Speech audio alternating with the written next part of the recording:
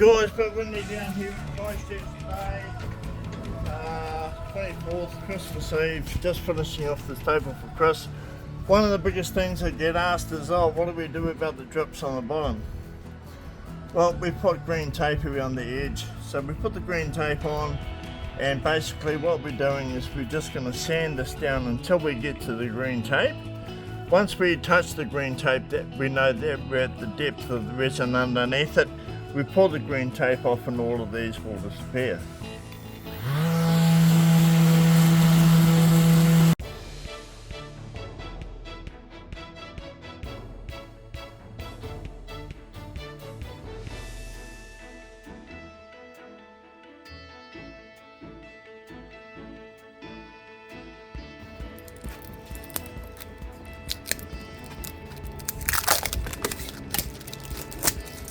And they have a nice clean edge.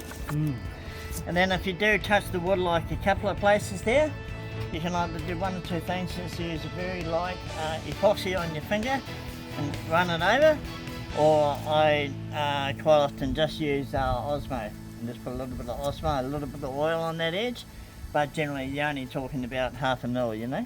Nothing like car polish or anything. But